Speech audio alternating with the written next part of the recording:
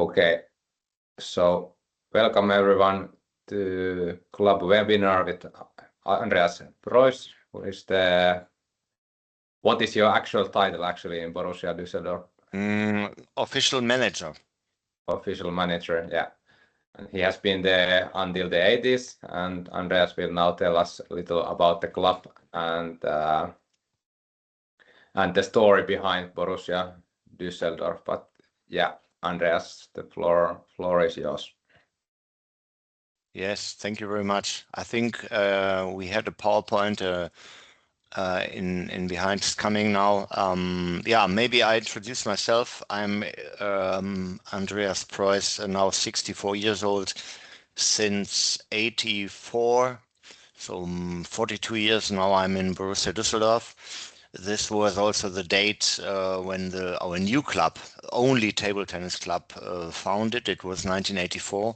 I came in the beginning as a player, like in the Bundesliga player. I played together with Roskopf and Fetzner these years in the 80s. And after they got world champion, many things happened. And yeah, I started my second career. I was forced to start another career, like managing, like coaching, like many things. I have been like coach, I have been manager, so I had nearly all positions. I work with children, I work with old people, so many of these things I will present you in the next half hour.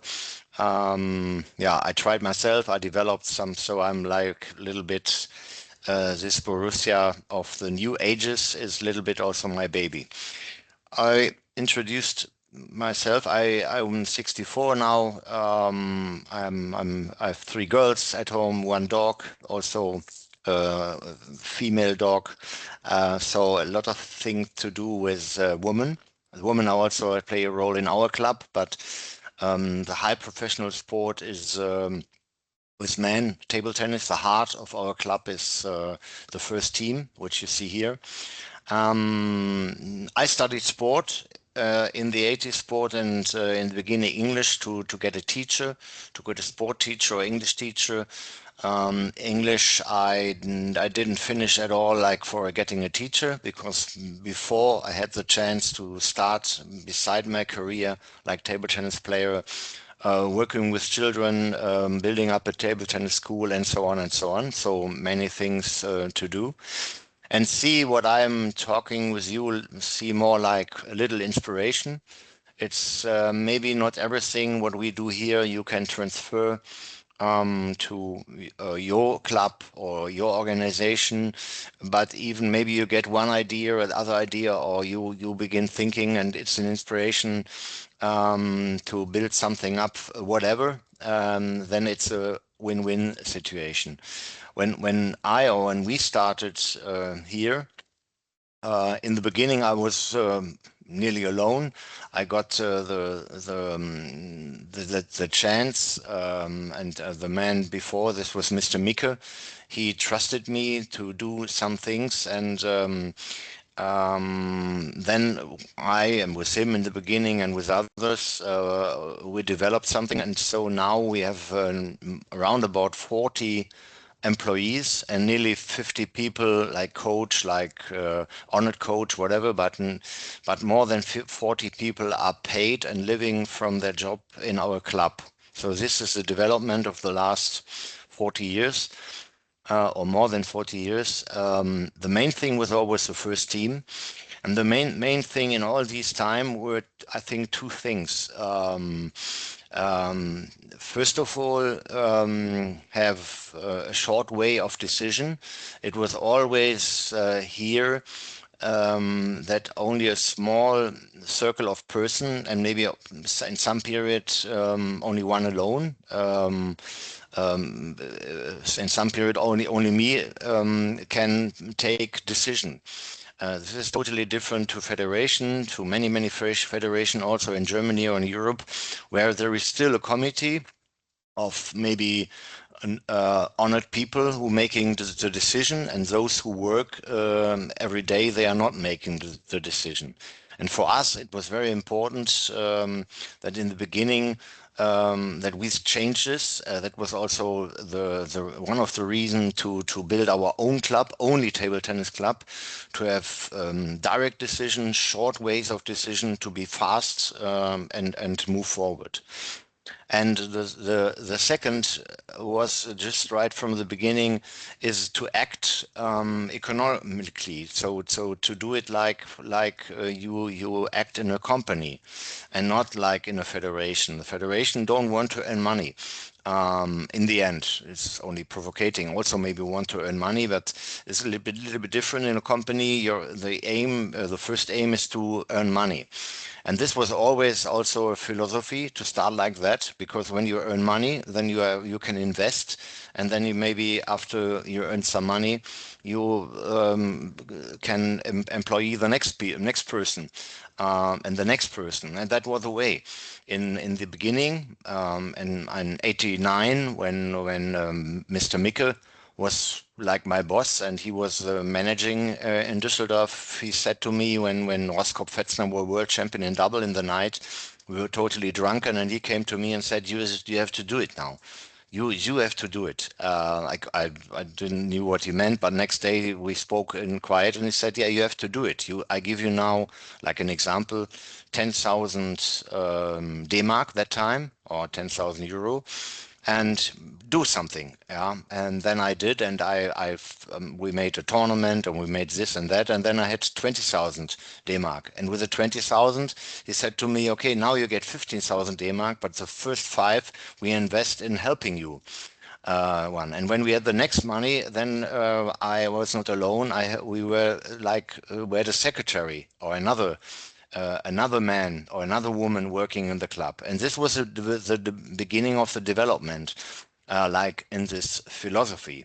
And then we had always a small structure where only 1, 2, 3 people decide who play in Düsseldorf, what we do, where we invest, what we do in like a strategy. So these were main points. And when you look in our history, what you see here is very, very long. The 60s with Ebert Schöler. They went in the first league. Ebert Schöler was vice world champion in single. He's still living. He's still a member of our club. And in the 80s, the sport went professional. We had a professional team. I played nearly in the first professional team, 84, when we had a coach, when we practiced in the summer every day, 6 weeks, preparation for Bundesliga matches. Before it was like amateur sport. And then it developed and developed. 1989, we were the first time win the European Cup, and with Roskop Fetzner being world champions in double, the sport get really a big movement. And then we started in these years we were in TV. We used what the power what we have after this big title. And that was golden age, like, and that time I remember, like, when we had this this European Cup win, we played a match. It was 3 hours in the first program of Germany. And after Roskop Fetzner went with a helicopter to a TV show to Berlin and stayed there 2 hours and came back with a helicopter. And then we went celebrating in the old town in Düsseldorf our first European Cup with the team. So it was really big. And in '92 they got a silver medal in double in Barcelona. So another step. We had sponsors, and this developed.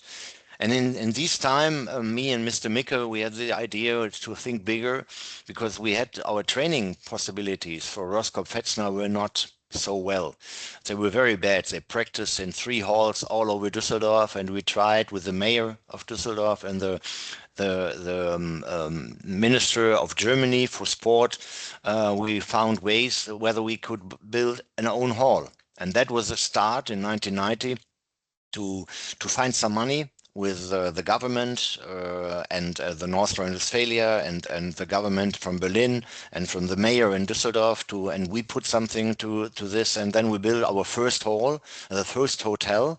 This is our own now. This this table tennis center of Düsseldorf is our own, and this was finished in 1994, and this was like birthday for many things, because now we had a home, now we had a hall, now we had a place where we could eat and prepare meals. We could invite sparring partners in the center. So many things. We had a place for our matches. So this was a home, and this was basis of everything what we have today. Maybe you can have the next one. And from this, we developed in the 90s, was a great ages with Roskopf and Fetzner. Later it was Samsonov. And then, it was also a big step, because we lost one big sponsor. This was like General Motors, like Opel. We lost like sponsor. They didn't engage themselves anymore in table tennis. And we lost a lot of money. That was a period when I was like coach and manager together, because we didn't have so much money, and built something new with a German team, with a very young team, with 19 years old players. And in this period between 1999 and 2006, 2007, we got only 3 or 4 titles. It was not, but we still were in the middle of the table tennis world and developed many things, also in social areas. But we were not top anymore in Germany, because we had to make a total new start with young players. And at the end of this period, we got the chance to take Timo Boll in our club, and this was really great for our development, because that gave us with him a world star came into our club and gave us and Timo himself many possibilities. 1 year before, this was the next milestone in 2006. We were lucky, because meanwhile, when we were in our center, and some of you, I think, saw this when they visited us some weeks ago, this table tennis center was totally full, because we had groups, we had camps here, and there were no more possibilities for young people and for camps and like this for different federations. And then we asked again the mayor and we always call it Stadt-Land-Bund, so the government around Düsseldorf and the land of Germany, the country. We asked to build up this German table tennis center, and we were lucky. That was a time when the mayor was really sport interested, and table tennis came to Olympia in '88 and was successful in '96 with Roskopf bronze medal, and then with Timo Boll developing, and so we had the chance to build also this center. And also in this center, they came from the south of Germany. It was like an internat in this center now, where young children from the age of 12, 14 come to Düsseldorf from all over the country and try to make their exam, finish the school here, and parallel play table tennis as professional as possible. So we managed this big step in 2006. 2007 Timo Boll came, and then we had really like golden age with many titles in Olympic Games. You see this here, Boll, Ovtcharov and Süß, they played for our club in 1 year, and that was the year when 2008 this was also the national team who win silver in Beijing and Peking Olympic Games, and parallel they were our team and win the European Cup here for our club. So it developed. We win sometimes triple, many things. We make a renovation of our hall. We build now a new light and climate and new tribune like this. Now we have since 2009 we have our own center with 1,100 people with good possibilities. This is our home for making normally our home matches. Maybe you can step forward. So when we go on, then okay, Timo played really long in our club, and since since 2018, 2019, the time began when Timo slowly retired. We didn't know how long he can play. We had to build up a new team. Maybe in this team, then Timo was still a player, but he was not the main player. In the past, he win normally always 2 matches in the finals, and now he was only the number 3, and especially with Anton and Dang Shu, who are also now playing long time. time. Anton, I think, is playing now 10 years in Düsseldorf. He came to us when he was 18 or 17.5. We win also a lot of titles, not with Timo Boll as our number one.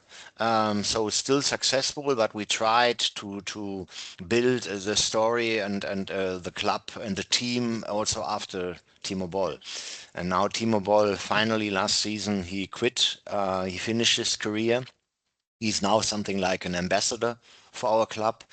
Yeah, and now, okay, we have the next milestone. We took Van den Dong, so this is really a new age. Now everything is new. I'm now 64 years old, but I have the feeling I start a new job. Because what is happening now and what we have to learn now, and which sponsors we speak now, and how we organize our communication, what we do with our marketing, many things totally new, because now we have a world star, something like a Messi of table tennis we have in our club. It's really big, and since last 3-4 months we are really working very hard with at least 2-3 people in an agency to develop something around him. So this is another step. It only shows that the story is always going on in different time. You have to know only a short 2-3 sentence to the development of table tennis. When I started playing table tennis and played later in the first team of Borussia Düsseldorf, the Bundesliga was really strong. The international tournaments were not so much. We had 6 players, and later we had 4 players. But there was World Championship, European Championship, maybe 6-7 tournaments. Always it was a little bit of conflict between team sport and single sport, but especially the last years when it got more and more internationalized, and when WTT and ITTF professionalized more and more, it's going a little bit the direction of single sport. Yeah, although we still have a quite really big league in Germany with 12 teams. Also, we have a quite strong Champions League. There is still around 10 million euro in European table tennis team sport. And but on the other side, the players, and this is a big conflict, they follow their chance for Olympic Games. They want to get points in world ranking and go to many tournaments. And so this has really changed in the last 6-7 years, although in WTT is not so much money. So this is sometimes perplex. We from club sport, we like that it's internationally professionalized. This is very good, a good step. But on the other side, I think this is too much, forcing the players with world ranking points, and they have to play these tournaments. But really big money is not in these tournaments. When you sometimes see that Dang Shu or Franziska in one season, they had really a top season, then they earned around about 100,000 euro. They had to play hotels, flights, tax, and many things. In the end, if they would have to live from WTT, they would be poor.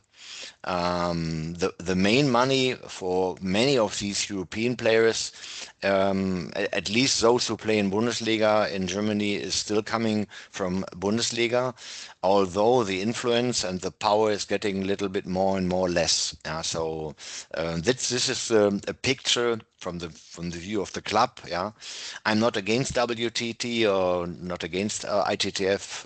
I'm also like vice president in German table tennis, but I see both sides. And I think for European table tennis, this team sport is really important, because there is a lot of money, there is a place, there is regular TV, regular watch people, media, local watching people to get new talents. If you only would have the WTT sport or ITTF sport, then only with tournaments all over the world, it would be bad for Poland, for I think also France, for Germany, and for many. So still the league is very important. Yeah. So what is our club? These were milestones, but our club in the main thing is we stay for wait a second, bitte. Thank you.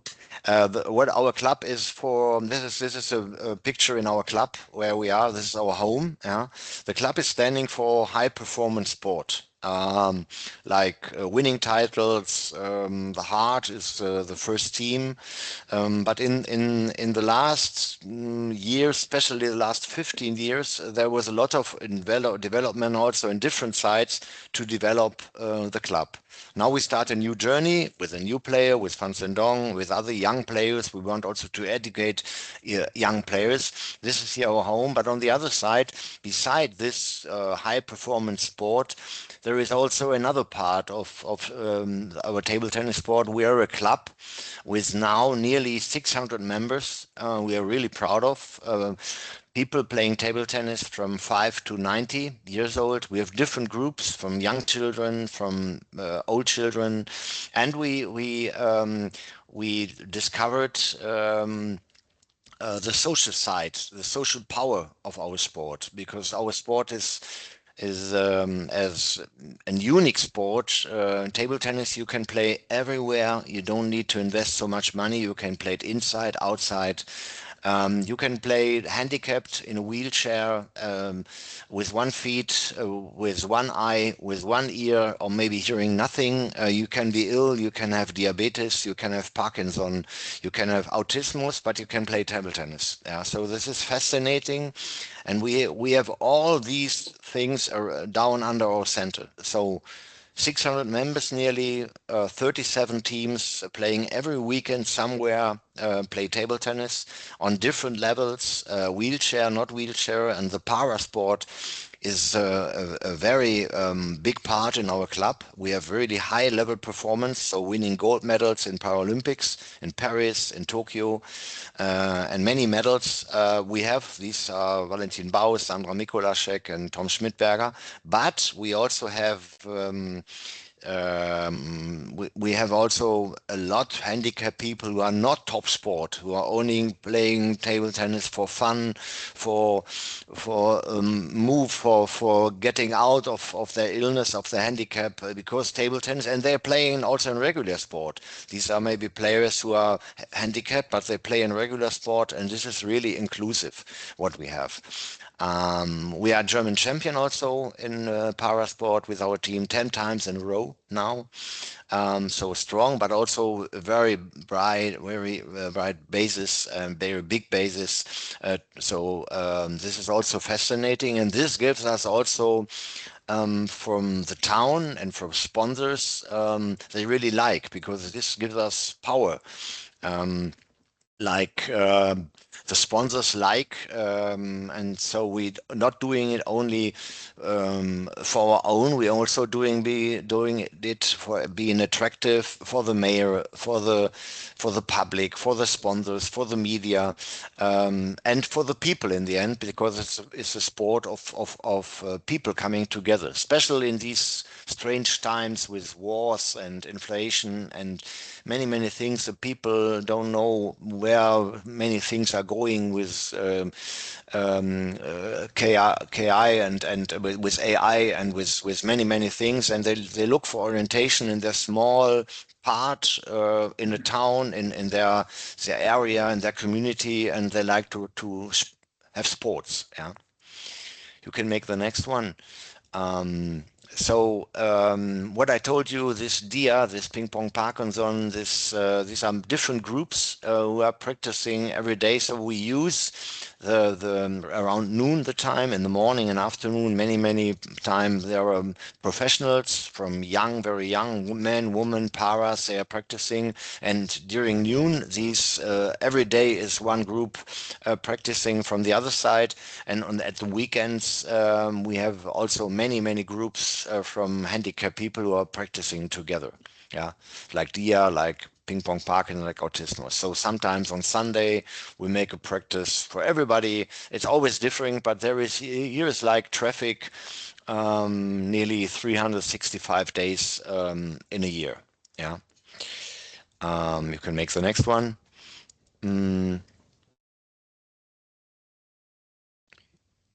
Yeah. Here you see some pictures. We are going in a school where really hard and really handicapped people are, every week, one time on Wednesday. Or we go in also in hospitals.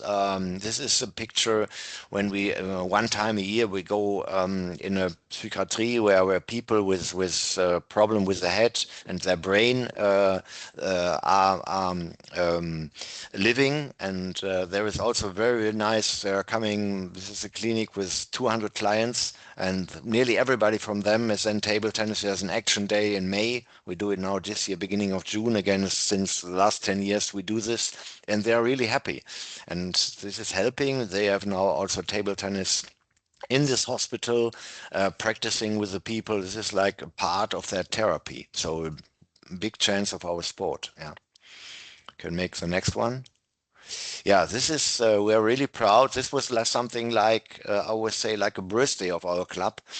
When I were in the club in 87, 88, I started to work as a young coach, worked with children, like many do. And then me and Mario Amesic, it was the first professional coach that time here, we developed the idea of this Kinderolympiade. This is now called Andro Kids Open, because that's in that year, 88, table tennis became Olympic. And Mario told me that in Croatia, in old Yugoslavia, there was always a very big tournament for children where there were not normal rules. The children who were 12 played against children who were 12, and the 13-year-old children played against the 13-year-old children. And it was the main thing, it was that they play as many games as possible, also in a team competition. And we little bit also tried to do this. And then in the first tournament, we had 88, we had nearly 1,500 children. Second tournament, we had nearly 2,000 children. Then we quit one time because it was unbelievable hard work, and we couldn't do it only by honored people. We needed to do it professionally. We had 1 year break, and from this year on, we do it every year in August, the third weekend in August in Düsseldorf. Between 1,500 and 1,000 players. Now we do it in our center 1 week in end of August every year, and we are really proud. Even during Corona, we did this with many restrictions, but we did this. And this is like a playing field for children, for coming together. And with this tournament that time, nearly we founded our club, because then many young players played, their parents helped in the club, and there are still people from the first tournament who are still in the club now, not playing anymore, but helping with baking cake, helping in our management, helping whatever, still driving kids, whatever. Since now nearly 40 years they are in the club, and this was like birthday of our club. So this tournament, always every year people come together to help, and we have participants from 25 countries every year. And all in all, up to now, we had nearly 50,000 children from 70 nations in this tournament. So really nice, and this is a really big tradition, and I hope this will survive until eternity. Yeah, these are the Andro Kids Open. We have other formats, for example, Ringelpiez, we call it. This is a company cup for teams. A company pays some money to come here with a team of 3 to 5 players. We play running around the table against other teams. This is networking and communication and doing something team building like this. We have always one time a year with 30 to 40 teams. It's a company cup. We call it Ringelpiez because from running around the table. This is also something what we do. You can move on. Yeah, then it's another thing we do since 2011. We call it Pausenkönig. This is the king of the break. So we go in the school and have a class of the boys and the girls in the 4th and in the 5th year of the school, and they also play running around. And then we have the winner of one class, a boy and a girl, and they are invited to a final tournament in our center court. They come. There is nearly 3,000 children every year we are visiting and looking and seeing. We have also some sponsors for this, and this is like the king of the break, we call, because in many schools there are tables, stone tables, where the kids are playing, and we use these stone tables to have a competition, and so we always find out who is the king of Düsseldorf, the king of the break in Düsseldorf. Also a format we are doing every year. You can go on.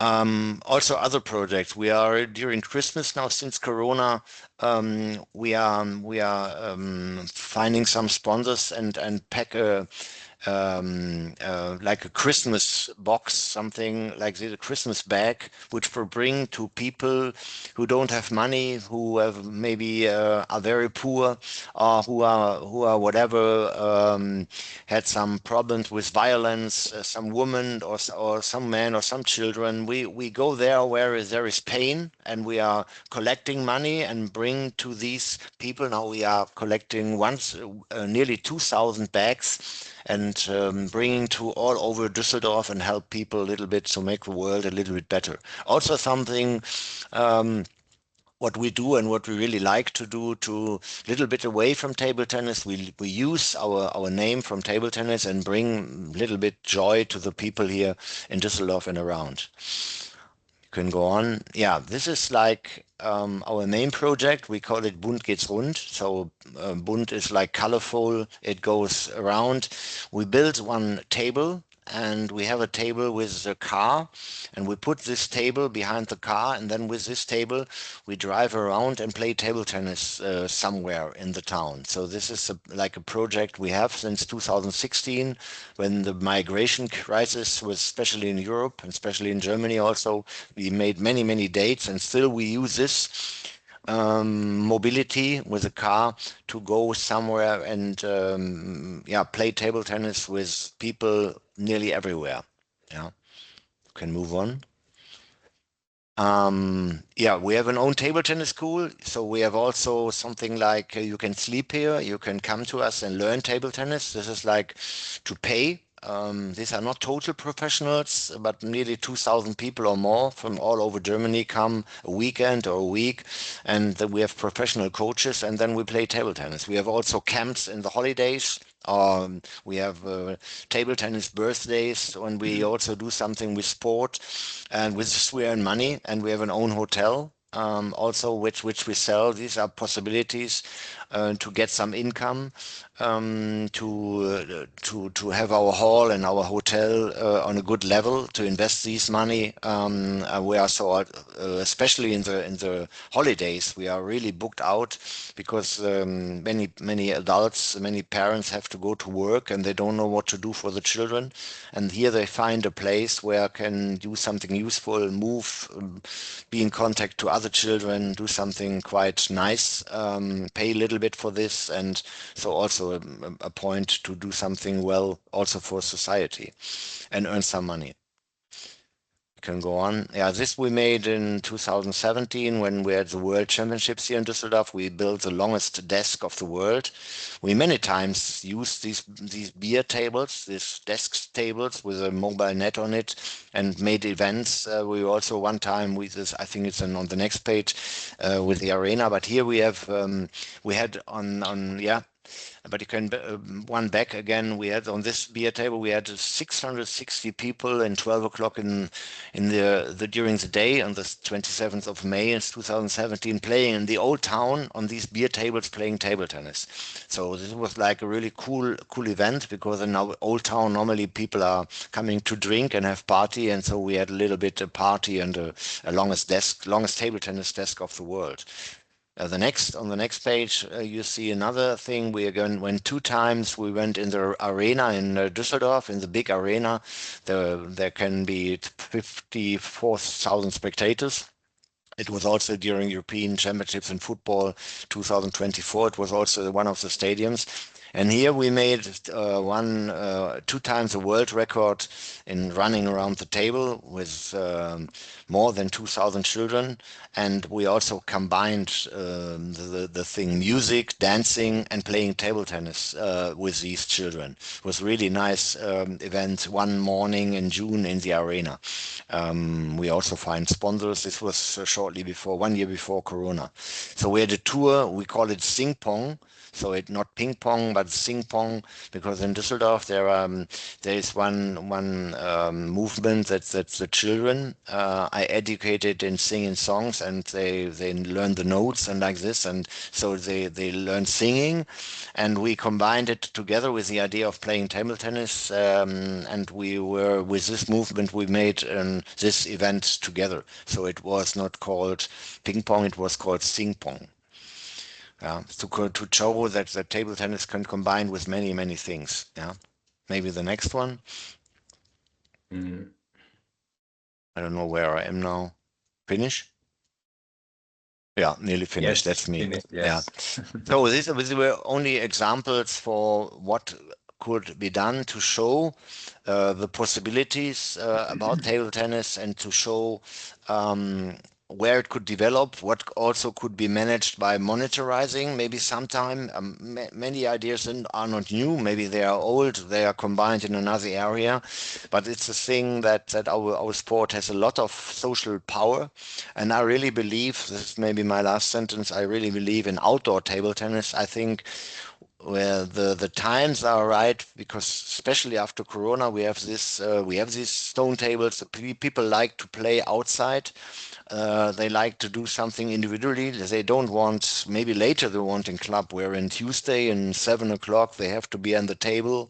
It's not like this. You go in fitness and Monday evening in 9 and 8 or 6 o'clock in the morning. Yeah, it's individually, and you ask a friend and play. And I think we have to find this movement. It's a movement for young and for old and like this. And maybe from this social movement outside, we also will have some transfer in the halls. Easy to say, because we have quite okay possibilities. We have some stone tables in front of the hall. We have our hall. We have possibilities. But I think there is many things to do, with our sport. So the social power of our sport is also really big. Yeah, think of that. Thank you. Thank you so much, Andreas, for the presentation. And now it's time for questions.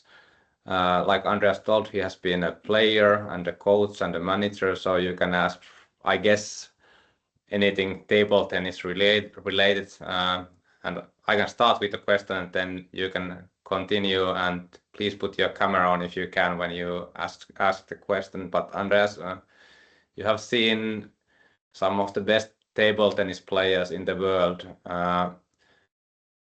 What would you say is the one thing that is common for every one of them? Is there something that is, if you want to be really high level table tennis player, what do you need?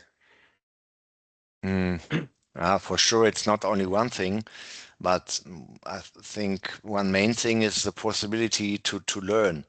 And maybe when you are young, to learn fast. Maybe there, and the second thing, other that's maybe you see a young player, and then you see maybe they are on the same level, but then you see one who can really adapt and learn, and the others is more slowly. I like that. And then the capacity, the willingness, because there is a lot of talents. There is like Lebrun, there's like Moregat, there's like Dang, there was Timo, and there's Franz and Dong. There is many, but in the end is also the capacity to really work hard, and to work harder than everybody, because you can be sure everybody from those I know, maybe Timo Boll, and they said later he was a little bit like lazy, he practiced only 1 time a day or something like that. But Waldner, so I also knew him, but you can be sure in some period of their lives they really practice hard. They practice these balls they played. They played 1 million times or 2 million, and the most crazy were the best. in the end. Yeah, you know, it's crazy, not in means of crazy, but when it means from going in the sport.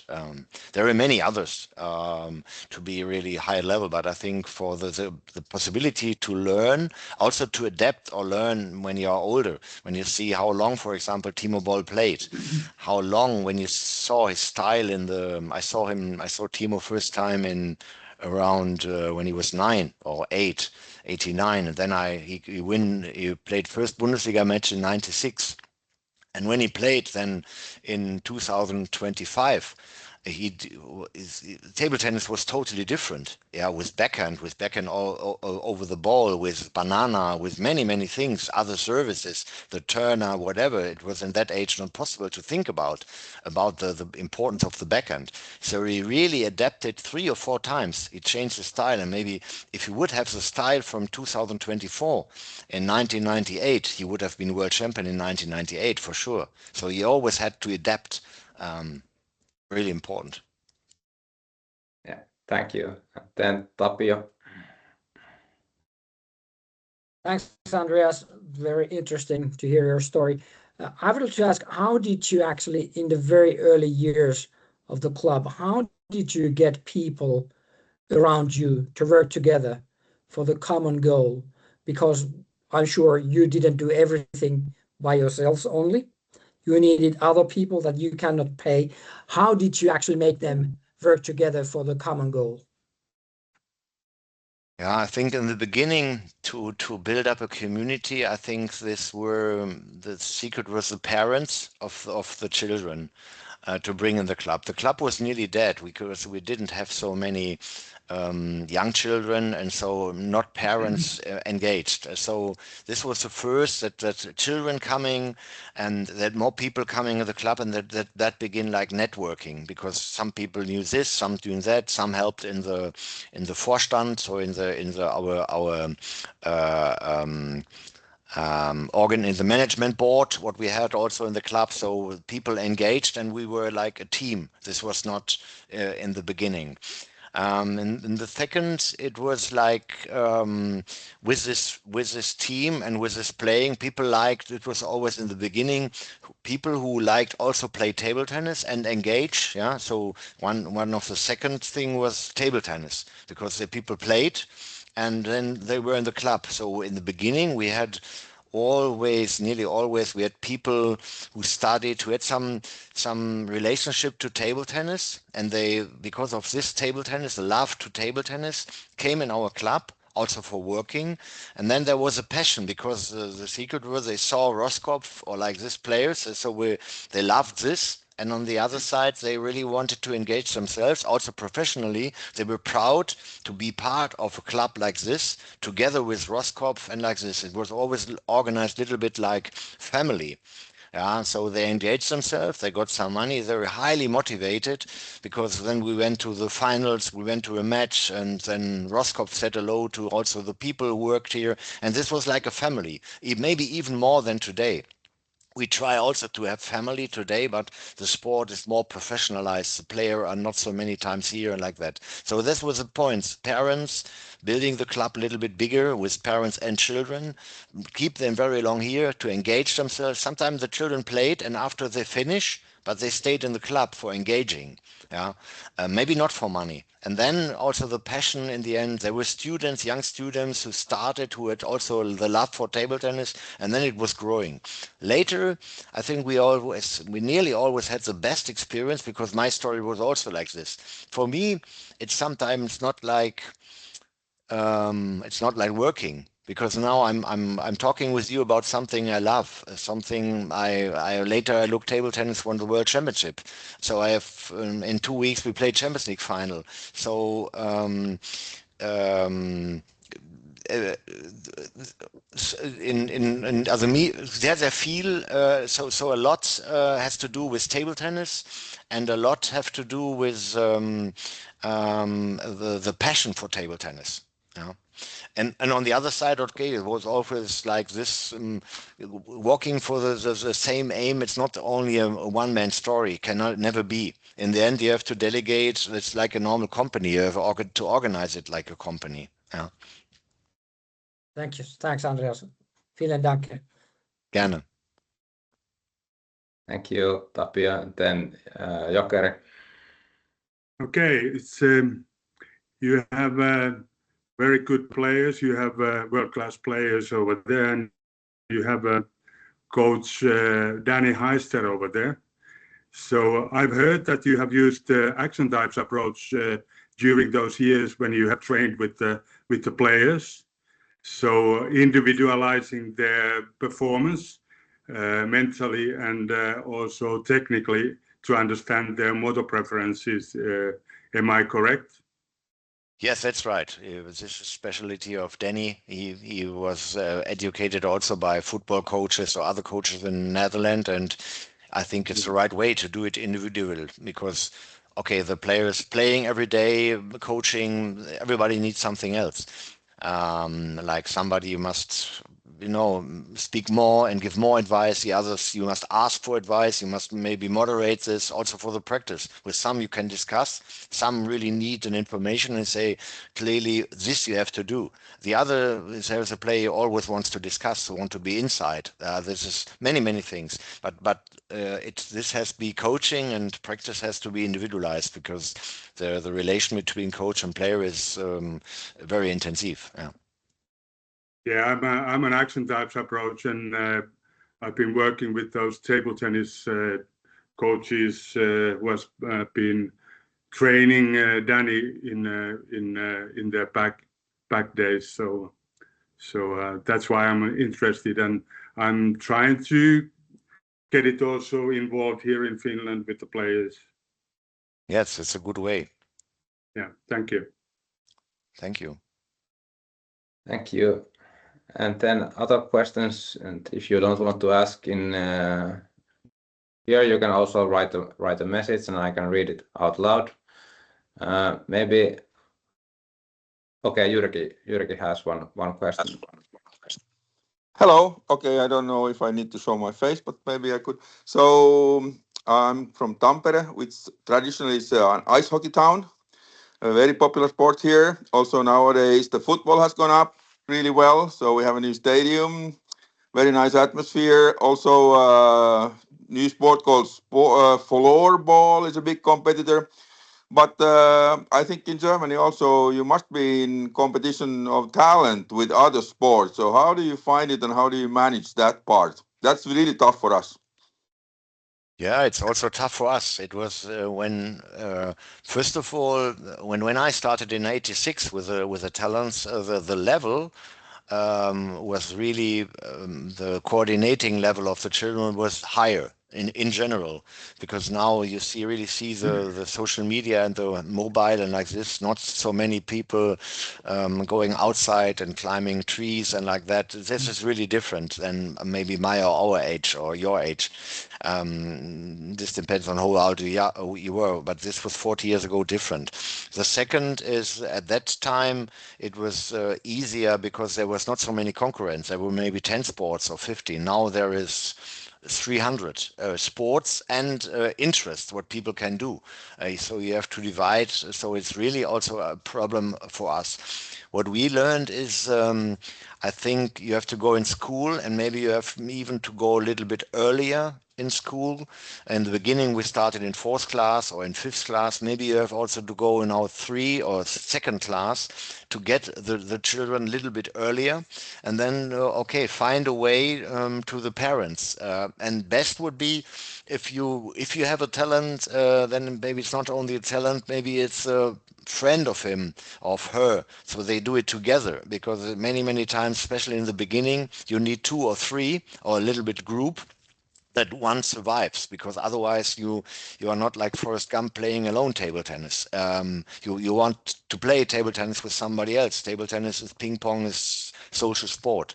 So there is not only that one secret. I think it's all over the world is a problem, but I think also in Tampere there would be, if you build up a hall, build up a table somewhere, people will try it, and there will be whatever talent. Of course, in town like where is really big ice hockey, it can be that if you have 8 talents and 7 already play ice hockey, and then it's really difficult, because for sure those who can really good play ice hockey, they can also play table tennis.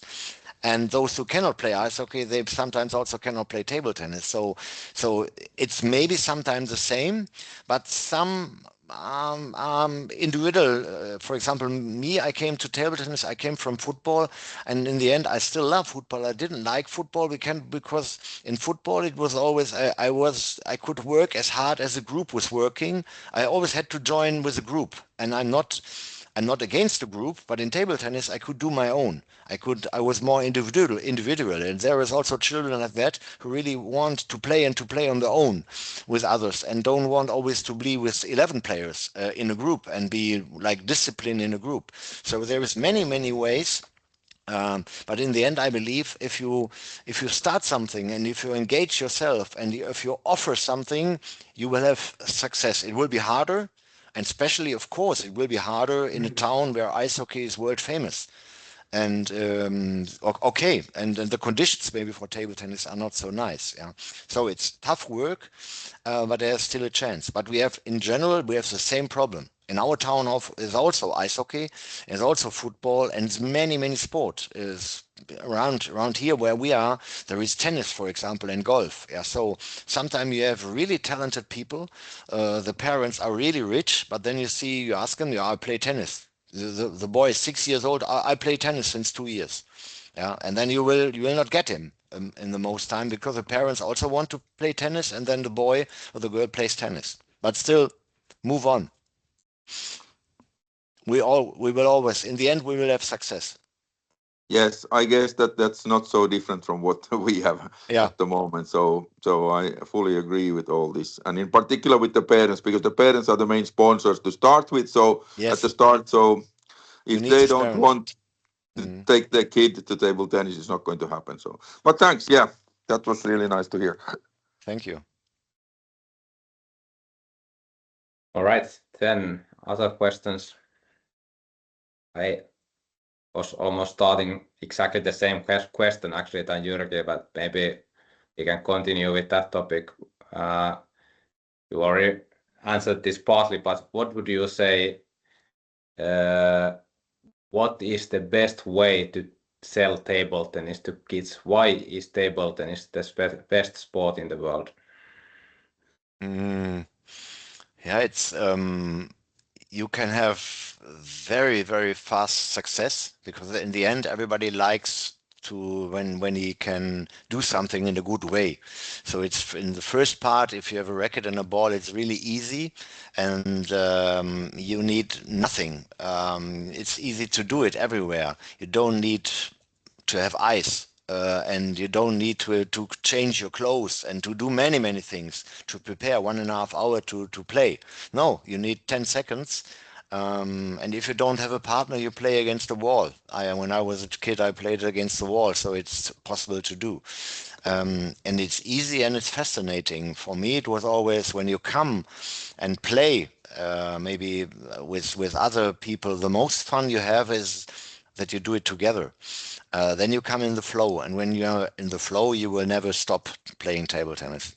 Yeah, this I really love and like for table tennis. Yeah. Then Tapio. Thanks. Sorry, one more question regarding young kids. What do you think? What's the right time or age for the young kids to start playing competitively? I'm afraid that we do so many sports too early in Finland, and we lose talent because of, making those young kids too tired too early. How do you do in Germany? What's the typical age for the kids to start playing competitively? They start some of them. They start. I know, like Timo, like Dima, like these players. They start very early. They start with their parents at 5, 4.5, 5, 6. Later, more and more. So practicing and played maybe first competition between 8 and 9. I would also say this is the right way. If it's too early, it's nothing. But if it's too late, if you later in the beginning, when I said they said, do it later, make a basis, a coordinating basis. Okay, this is great if you speak for a talent, if you are in Alice in Wonderland, but it's not like that. The reality is that not too early, but also not starting playing competition with 12, because then again you will be so far behind others who also do something, and you are on a special level that they quit when they want to compete with them. Yeah, so they can. It also depends on how tall they are, like that. But in our club, for example, there is a lot of kids also start with 9, 10 playing competition. Yeah. Danke. Bitte. And continuing from that, you shared in Germany a little about what is the German system, how do you run it from age 10, 11 until 18? So could you share a little about that, and what is Borussia doing in that way? Yeah, we have here is Borussia, and then we have the West German Table Tennis Association and the German Table Tennis Association in one house. So now the normal way, if you play somewhere all over Germany, play table tennis, firstly you are going in a club and play hopefully in a club which is organized by a coach or whatever. And then when you are maybe 8, 9, 10, you play tournaments, you play ranking tournaments. You play maybe in a club, in a competition, but you play ranking tournaments, and then you develop. And then normally in the federation of the area, North Rhine-Westphalia or so, they check, and suddenly you play something and they check that you can play, and then you are normally going in some center. Little center, like Stützpunkt we call there. So they meet some people together. It's in Düsseldorf and other towns all over the spread from around Düsseldorf, and practice there 1 time a week or 2 times a week. You are invited to camp, but in the end, in the first 4 or 5 years, you are under the head of the West German Table Tennis Association.